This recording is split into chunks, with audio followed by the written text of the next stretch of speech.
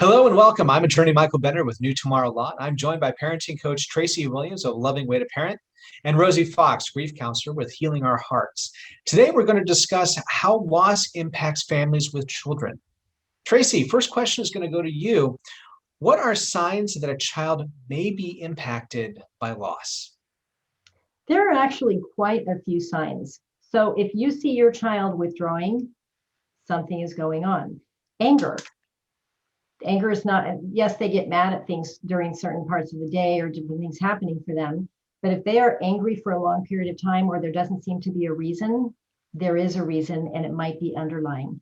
If they tear up more, if they're crying more, if they have more tantrums, if they're more sensitive than usual, that's an indicator that something is going on, that probably there's old stuff underneath that's being triggered. Grades dropping is another sign. Even attitude. If your kids suddenly have attitude, a lot of times we get mad at them. But you want to really explore what's going on under that attitude. Probably something has happened that's caused that. And keep in mind that with kids being out of school for an extended period of time or people moving, different things that change that might not be a big deal for us, a lot of times those are losses for some people, including kids.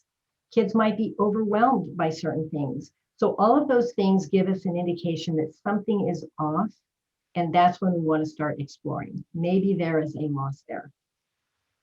I think that's great information and things that we can go and see. But, quite often, even though they're right in front of us, parents don't see these issues. So, Rosie, what prevents parents from seeing their kids struggling with loss and allowing them to properly address it?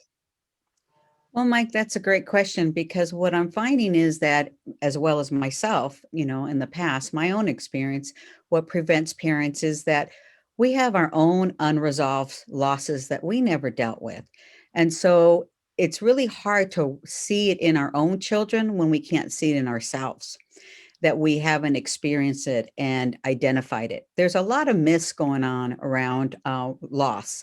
A lot of times, myths are about grieving is about death only.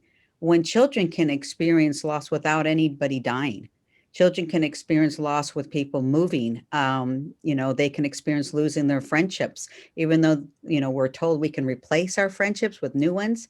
We never get to grieve that best friend that we had since we were in grade school because we're told we can replace it with somebody else. Just like when an animal dies, we can place it with a new dog.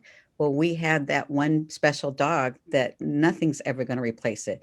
It would be like replacing your mother. Your mother passes away, we can replace it with another mother. No, we can have a stepmom, but it won't be our biological mother that we had a relationship with.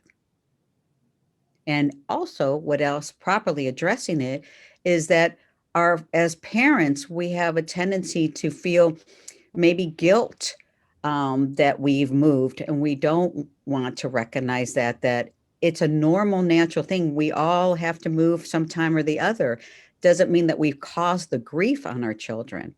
That means that we can help them process it, but doesn't mean that we have to avoid talking about things, like just like divorce as well. We can make our children resilient if we are able to process with them the truth Well, about. well, Rosie, you mentioned processing, and this obviously comes after recognition of the signs that the kids are struggling. I'm going to go ahead and pose this question to both of you. In helping processing, what can parents do to support their children who have experienced a loss?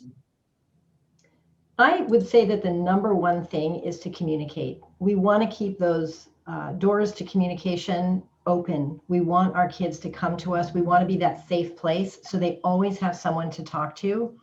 And we want to make sure that we're listening and validating what they're going through. It's not always going to be the same thing that would upset us. It's not going to be, we might not have an issue with moving and they do.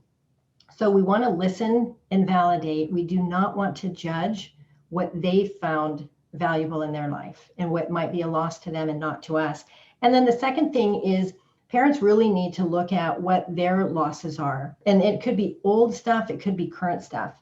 What have they gone through? What are they going through that they need to address, that they need to get support for, like a Rosie? So Rosie can come in and help you with your losses which then frees you up to be able to support your kids, to be able to see when they're struggling and to be able to do something to support them.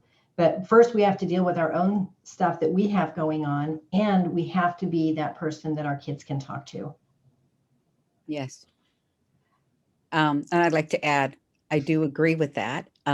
Being transparent, walk alongside. I always say you have to walk alongside your child and not be in front and not lecture, but to not minimize and not to compare. You may not have the same kind of feeling of your past losses. Doesn't mean your children aren't going to have the same kind of feeling. I also see that they are desperately, once they get to the realization and identify that they even had losses in their own life as a parent, and to be able to be comfortable with talking about losses because now they have worked through it, processed it with me or with another grief specialist, that Traci is a great resource to help them now communicate and how to show them how to process and help their children with recognizing, identifying, and being the support that they need instead of going to other resources like their friends that are also struggling and don't have the support that they need and help. I want to thank both of you for sharing. This has been a lot of great information. Rosie, helping us recognize the kids struggle too. And I really like that you summarized at the end, not to compare parent struggles with the kids' struggles. That was phenomenal. Traci, I agree. Communication is key. Validation that kids are struggling too, and then having the parents get that help. They need to recognize that they possibly need to get some help before they go ahead and can help their kids as well. I want to thank everybody for joining us today. If you want more information about the topics we discussed, we're looking for more family resources. Check out www.TemeculaValleyFamilyResourceNetwork.com.